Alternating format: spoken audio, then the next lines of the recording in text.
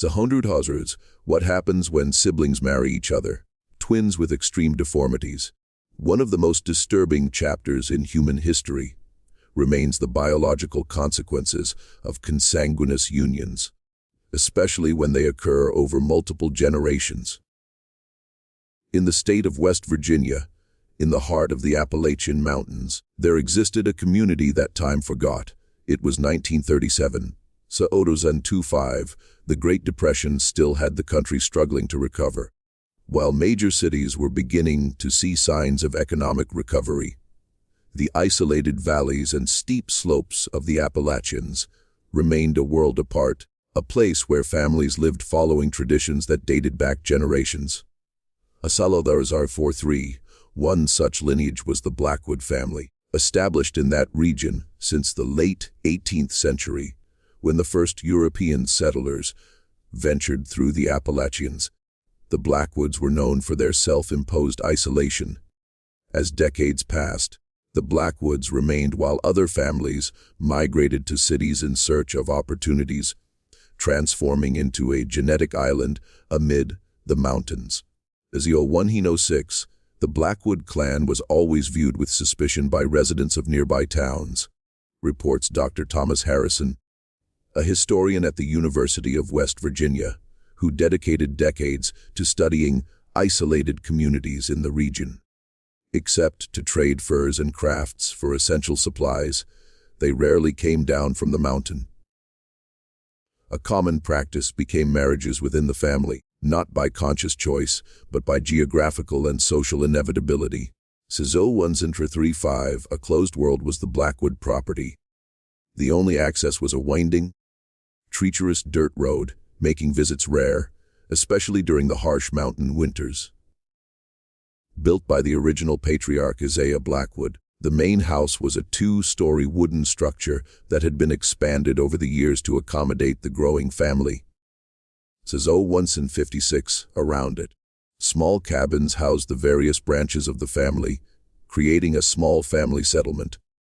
First cousins Sarah and Joseph Blackwood married in 1915. Like so many other family members before them, they saw nothing wrong with this union. For them, it was simply the continuation of a family pattern. Without apparent problems were born the couple's first children. Although some showed less than average height and slight learning difficulties. CO233, it was in 1929, at the beginning of the Great Depression, that Sarah gave birth to twins Elenina and Edward. From birth, it was evident that something was wrong. Urgently called was the local doctor, who rarely visited the community. Deeply disturbed was what he witnessed, as recorded in his medical diary discovered decades later. Cizo 2045, I have never witnessed such deformities in newborns. Severe cranial malformations with disproportionately large heads are presented by the children. Underdeveloped are the upper limbs, and both appear incapable of normal sucking. I fear they will not survive more than a few days. I strongly suspect the cause is the consanguineous union of the parents added to previous generations of marriages between close relatives. As over 377, contrary to all medical expectations, Eleanor and Edward survived. In the following years, they showed severe developmental delays, failing to achieve basic milestones such as sitting, crawling, or speaking. Abnormally grew their heads, while their bodies remained fragile and underdeveloped. Cizo 329. The condition of the Blackwood twins was probably a severe form of hydrocephalus, combined with other genetic anomalies resulting from prolonged consanguinity, explains Dr. Melissa Carter, a geneticist at Johns Hopkins University. When close relatives have children, it drastically increases the probability of harmful recessive genes manifesting. Cizoran 350. In the case of multiple generations of consanguineous marriages, these effects can become devastating. A turning point for the Blackwood family was marked by the birth of the twins. Into deep depression fell Sarah, unable to accept her children's condition. Joseph, in turn, retreated further into isolation, forbidding any contact between the family. and the outside world. See Zo 413. It was in this context of extreme isolation that something occurred that would forever change the fate of the Blackwood family, something so disturbing that it remained a whispered secret for decades in neighboring communities. Now 8 years old in 1937, the twins required constant care. Entirely dependent on their relatives, they were unable to walk or communicate. CO4 and 36. Growing tension in the family was created by the situation, especially between Sarah and Joseph. Increasingly frequent and intense became the discussions. On a particularly cold January night, while a snowstorm further isolated the property, a discussion between the couple escalated to unprecedented levels. Through the main house echoed screams, waking other family members. "This isn't natural," so 459. "Look at them. Look what we've done."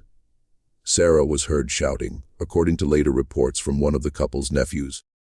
When the storm finally subsided the next morning, a scene of horror awaited the family. Sarah had disappeared along with the twins. Only tracks in the freshly fallen snow led to the edge of a nearby cliff. The Zo 500 indeed. What happened that night remains one of the darkest episodes in the history of the Blackwood family, and a tragic testimony to the devastating consequences that decades of consanguineous marriages can produce. Make sure you're already subscribed to this channel. With historical and scientific details you won't find anywhere else, the truth about isolated family lineages in rural America is being revealed here. Zo 5543A, essential for us to continue investigating these cases that history tried to forget, is your subscription.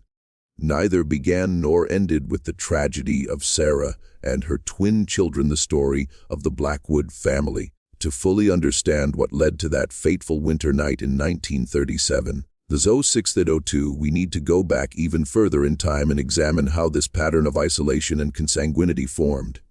In 1792, Patriarch Isaiah Blackwood arrived in the Appalachian Mountains, fleeing accusations of heterodox practices in New England. A taciturn and suspicious man, Isaiah believed the outside world was corrupt, and that only in isolation could his family preserve what he called spiritual and physical purity.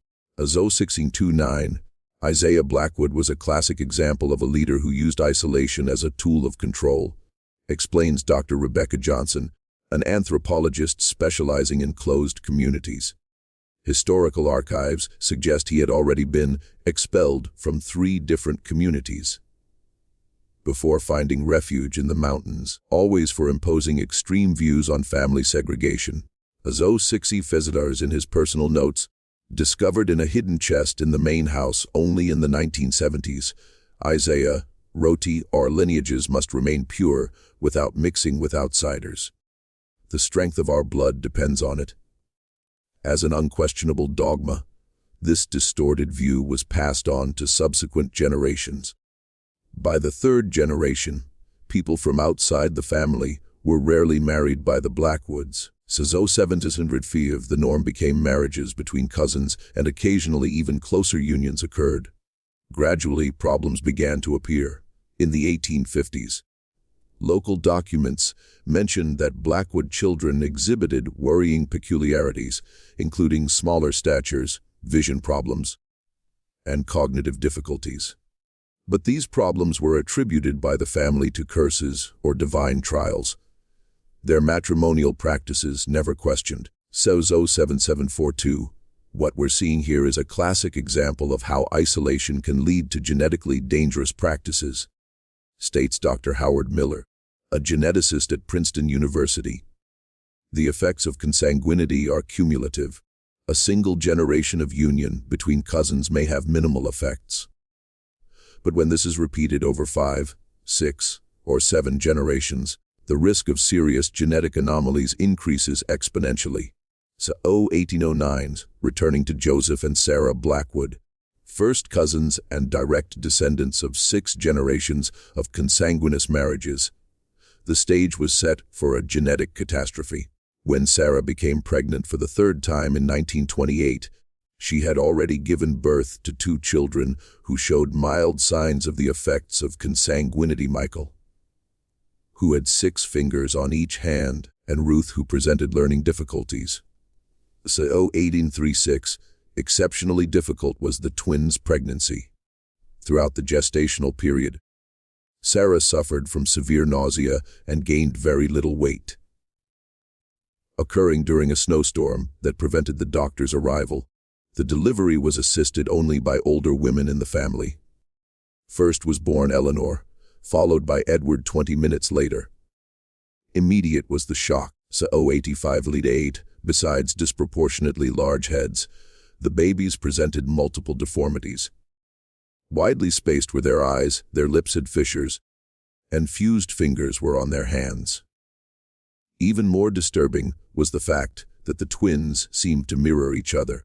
More pronounced deformities on the right side of her body were had by Eleanina, while Edward presented them on the left side. So 0920, this is a phenomenon known as genetic complementarity, particularly concerning in twins born from consanguineous unions, explains Dr. Carter. It's as if the compromised genetic material was distributed between the 2 fetuses, creating mirrored patterns of malformations. It's extremely rare, but well documented in medical literature, especially in genetically isolated populations. As 09s and 45, as the twins grew, more challenging became their conditions. At 3 years old, they still couldn't sit without support. At 5, comprehensible speech hadn't been developed by them, although they seemed to understand simple commands. Most disturbing was the extraordinary bond between them. When separated, even if only by a wall, extremely agitated they became, emitting distressing screams until they were reunited. Atunzi 112. This type of connection between monozygotic twins is already common in healthy pairs. But in cases of compromised neurological development, it can manifest in even more intense ways, observes Dr. William Tennant, a pediatric neurologist who studied the few medical records of the Blackwood twins decades later. 1733 reports suggest that Eleanina and Edward possibly shared a type of non-verbal communication that other family members did not understand. Gradually deteriorated the twins' condition. At 7 years old, Edward began having frequent seizures. Severe scoliosis that further hindered her already limited mobility was developed by Eleanina.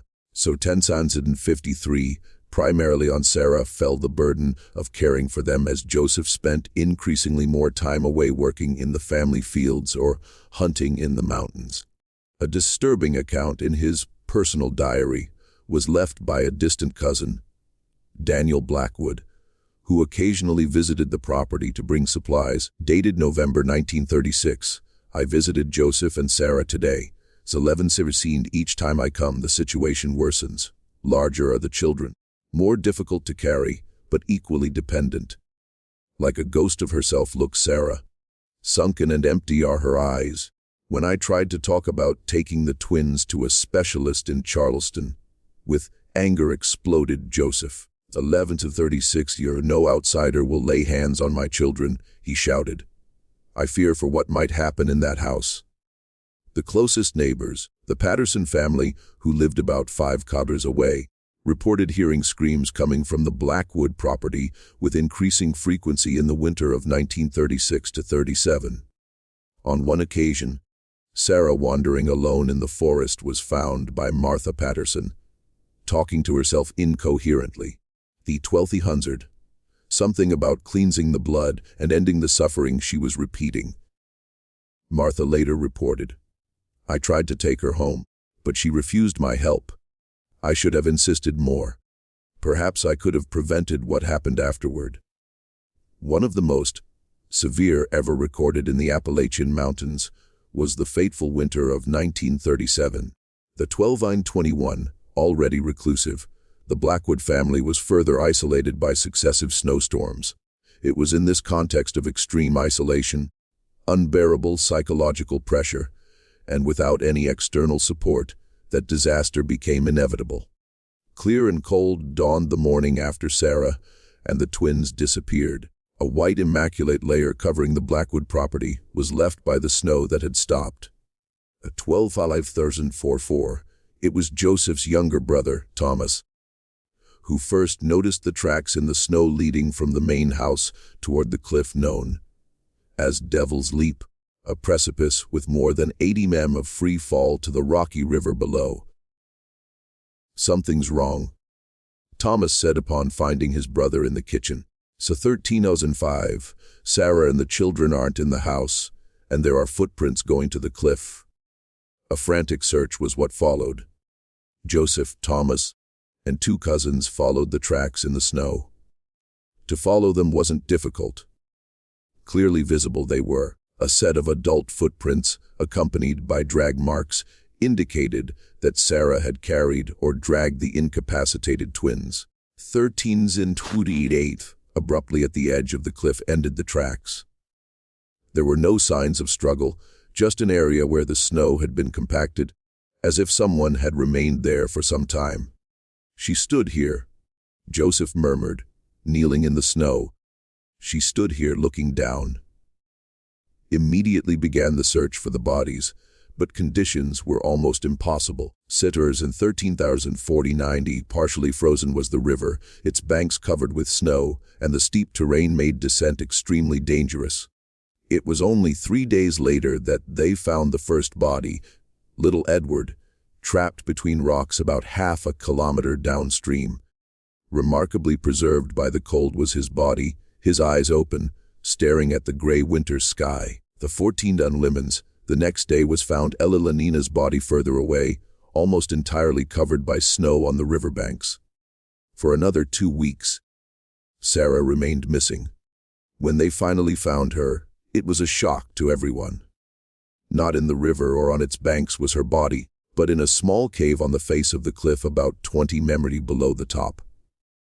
Somehow, she had survived the initial fall, dragging herself to the shelter of the cave, where she finally succumbed, probably due to a combination of injuries and exposure to extreme cold. The 1447ers, most disturbing was what they found with her, a diary protected in a waterproof bag containing her last words. Stained with blood and tears were the pages, but the text was still legible. "May God forgive me for what I've done. I could no longer bear to see my angel suffering. Each day it got worse. Edward had 3 seizures yesterday. So 15:3 Lenina won't stop crying. I know it's our fault. The blood is cursed. Generations of sin have brought us here. I tried to love my children the best way I could, but love is not enough against what we've done. Now I understand what my grandmother tried to tell me before I married Joseph. The blood needs new life, she said, but I didn't listen. So 15:24, no one listened. And now my babies pay the price. There is no hope for them in this world. I can only pray they find peace in the next. May God have mercy on our souls." The case was investigated by local authorities, but in isolated communities like that one in the late 1930s, such family tragedies rarely received more than a superficial investigation. So 15:47, accidental death was the official verdict. Although everyone involved knew, it was a clear case of maternal despair that culminated in an unimaginable tragedy. Never recovered from the lost Joseph Blackwood. In the following months, even more reclusive he became, often sleeping in the empty room that had belonged to the twins. Or 16:07, hearing him talking as if the children were still there was reported by neighbors. One of the most extreme examples of the impact of prolonged consanguinity is represented by the story of the Blackwood family, states Dr. Miller. What makes this case particularly tragic is that unlike some isolated communities that practice consanguineous marriages for specific cultural or religious reasons, the Blackwoods seem to have been victims of geographical isolation and their founders' paranoia, leading to generations of practices that resulted, 16:37 in devastating consequences. If you're feeling your heart tighten with this story, you're not alone. Leave in the comments. The blood needs new life. A powerful scientific truth that many isolated communities discovered too late is carried by this phrase from Sarah's grandmother. This important discussion about the risks of consanguinity is helped to stay alive by your comment. So 17-3, just a tragic local episode might have remained the case of the Blackwood twins if not for the arrival of someone who would forever change the understanding of what was happening in that isolated community. In September 1937, just 8 months after the tragedy, in the small town of Millerville, the closest to the Blackwood property, arrived a young doctor named Dr. Robert Carlson, a 1726 freshly graduated from Johns Hopkins University. Carlson had chosen to work in a rural area as part of a federal program created during the New Deal to bring medical assistance to remote regions. Curious and idealistic, Dr. Carlson soon began to hear rumors about the Mountain family and their strange children. 1746, at first, he attributed such stories to local superstition, but when treating a member of the Patterson family for pneumonia, he heard first-hand accounts about the Blackwoods and the recent tragedy involving Sarah and the twins. As a doctor, I cannot ignore what appears to be a clear case of severe genetic problems. He wrote in his professional diary, say 1808, if what they say about generations of marriages between close relatives is true, this family represents a significant scientific case study, as well as a human tragedy that could possibly have been avoided with proper medical intervention. The beginning of one of the most comprehensive studies on consanguinity ever conducted in the United States would be marked by Dr. Carlson's arrival in the region, though he didn't know it. So 1832, with patience and persistence, he began to build a relationship with the more accessible members of the Blackwood family, mainly with Thomas, Joseph's brother, who occasionally came to town for shopping. Extraordinary were his efforts to gain the Blackwoods' trust. Comments Dr. Elizabeth Winters, a medical historian at Columbia University, so 1852, at a time when the distance between medical professionals and rural communities was enormous, Carlson demonstrated remarkable sensitivity, gradually approaching and offering help without judgment. The slow process of discovering the extent of the problem is revealed by Dr. Carlson's records, later published in the American Journal of Human Genetics in 1952, with names changed to protect the family's privacy. In 1977, initially, he obtained permission only to examine some of the family's children, supposedly for a free checkup. Deeply alarmed him was what he found. Of the 17 children he initially examined, 14 presented some type of physical or cognitive anomaly: fused fingers, syndactyly, underdeveloped jaws, micrognathia, severe strabismus, partial or total deafness, and various degrees of intellectual impairment.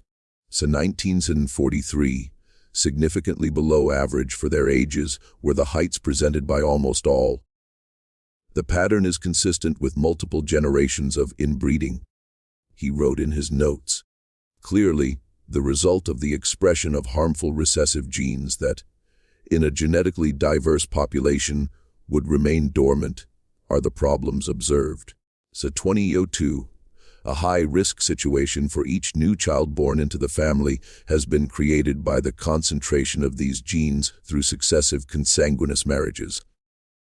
Over time, and especially after gaining Thomas Blackwood's trust, Dr. Carlson gained access to the complete family history, with the help of parish records, birth certificates, and oral accounts. So 2023, 7 generations of consanguineous marriages were documented by him as he reconstructed the Blackwood family tree, including several unions between first cousins and at least 2 cases of marriages between uncle and niece. Essentially an involuntary experiment in human genetics was what Carlson documented, explains Dr. Miller. So 2045, in isolated populations like the Blackwoods, where marriages between close relatives occur for generations, The frequency of recessive genetic diseases can increase drastically. Normally, these deleterious genes remain hidden because a person needs to inherit 2 copies of the gene, one from each parent, to manifest the condition. When both parents share recent ancestors, the probability of carrying the same harmful recessive genes increases significantly. See 201 senior dwellers. The extreme point of this phenomenon was represented by the case of the twins Elanina and Edward. Based on available descriptions and the few existing medical records, modern specialists believe they probably suffered from a rare combination of congenital hydrocephalus, craniosynostosis, premature closure of cranial sutures, and multiple other malformations resulting from the expression of deleterious recessive genes. So 21s and 40 dear. The most tragic aspect of this story is that it wasn't a biological inevitability, but the direct result of social practices that could have been avoided, states Dr. Johnson. Geographical isolation was aggravated by self-imposed isolation, transforming a circumstantial tendency into a devastating family dogma. Initially refused to speak with doctors, 2207, Carlson Joseph Blackwood, still devastated by the loss of his wife and children. It was only in 1939, almost 2 years after the tragedy, that he finally agreed to talk. Moving is the account of this meeting, preserved in Carlson's notes. I met JB today at his home. The man seems to have aged 20 years in just 2, completely gray hair, hunched posture, distant gaze. A 22-29 in a state of abandonment is the house. When I mentioned the reason for my visit, to discuss the risks of marriages between close relatives, he initially shut down. After some time in silence, he began to talk about the twins. They had eyes just like mine, he said, even though he couldn't speak properly. Those are 2248. Edward laughed just like my father. Can you imagine that, doctor, seeing your own father in the eyes of a child who can barely lift his head? And Elanina, she held my finger with such strength, so small, but with such strength. When I asked if he knew that marriage between cousins could cause problems in children, he replied, "My parents were cousins, their parents too." Said 23D700, everyone seemed normal. How could I have known? This is the fundamental tragedy. Ignorance passing from generation to generation, combined with isolation and distrust of the outside world. When I tried to explain the basic principles of heredity, he interrupted me. It's too late for me now, doctor, but maybe not for the others. Talk to my brother. So 23 and 34s, talk to the young ones. And that's exactly what Dr. Carlson did. In the following years, he worked tirelessly with the younger members of the Blackwood family, educating them about the risks of consanguinity and helping to establish connections with neighboring communities. Not limited to the Blackwoods was his work. So 2305-3, several other isolated families in the Appalachian Mountains with similar, though less extreme, patterns of consanguineous marriages were identified by him. Significant changes to the region were brought by the 1940s. To the cities led many young people from the mountains due to World War II and subsequent industrialization. Geographical isolation was reduced by the construction of better roads. So 24 in Whitfield, previously isolated areas were reached by electricity. And perhaps most importantly, more accessible became medical knowledge. For the Blackwoods, the change was gradual but significant. A vocal advocate against marriages between relatives became Thomas, Joseph's brother, openly sharing his family's tragic history as a warning. People from outside the family were married by several young Blackwoods, introducing the necessary genetic diversity to the lineage. So 24 and 46 never fully recovered Joseph Blackwood. A recluse, he lived until his death in 1952 at the age of 64. In his final years, he allowed Dr. Carlson to document the complete family history on the condition that real names would be changed in any publication. Too late for his own family, Joseph understood that their story could save others. 2506 Carlson wrote, "In our last meeting, he told me, 'Tell the truth, doctor. Tell it so that no one else goes through what we went through.' Far beyond the personal tragedy that befell them extends the legacy of the Blackwood family. A reference in the medical literature on population genetics became the study conducted by Dr. Carlson, published under the title The Hydrocephalus Effects of Prolonged Consanguinity in Isolated Appalachian Populations. So 2535, although the exact names and locations were altered to protect the family's privacy, valuable insights into the mechanisms of heredity and the specific risks associated with recurrent consanguineous marriages were offered by the compiled data.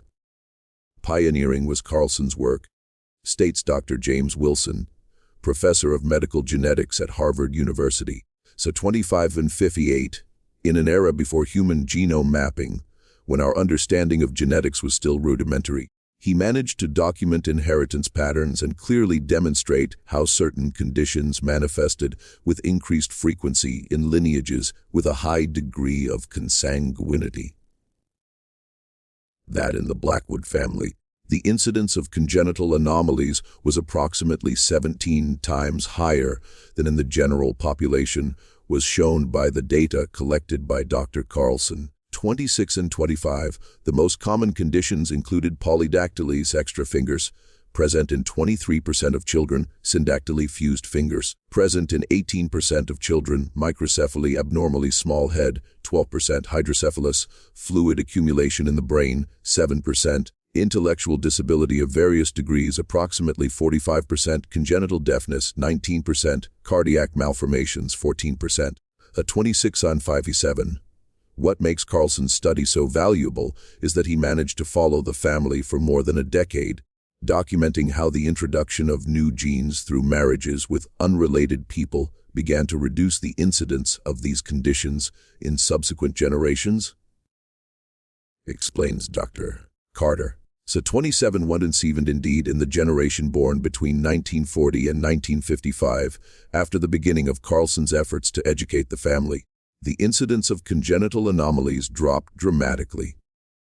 Of the 28 children born during this period, only 6 presented any of the conditions previously common in the family, and even these were of a milder nature. So 27 and 37 eventually transcended the purely medical realm, the Blackwood story, becoming a case study also for anthropologists, sociologists, and historians interested in the dynamics of isolated communities and the impact of cultural beliefs on marital practices. What happened to the Blackwoods wasn't simply the result of individual decisions, but of a complex interweaving of geographical isolation, specific cultural beliefs, and lack of access to scientific information, observes Dr. 2018-07 Johnson. This makes us question how many other isolated communities around the world may be facing similar problems even today. Indeed, several populations around the world where consanguineous marriages remain common have been identified by modern studies, often due to cultural traditions or geographical isolation. So 2018-28 in some communities, the rate of marriages between first cousins can reach 20–50% of all matrimonial unions. Modern science allows us to understand the specific risks and quantify them with precision. Explains Dr. Wilson. We now know that an isolated marriage between first cousins increases the risk of congenital anomalies by approximately 4 to 7% above the population baseline. So 28 and 53's this risk, although significant, is manageable with adequate genetic counseling.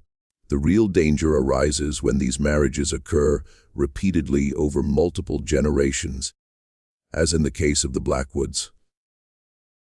The changes that occurred in the family are reflected in the fate of the Blackwood property.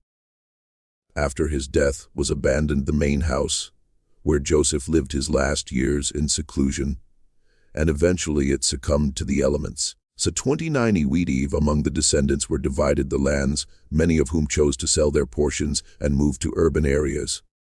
In 1972, Thomas Blackwood Jr., Joseph's nephew and one of the first family, members to obtain a university education.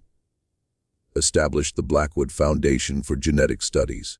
Research on rare genetic diseases is funded by the foundation using resources obtained from selling part of the family lands, and free genetic counseling is offered for families in isolated rural areas. So 2948.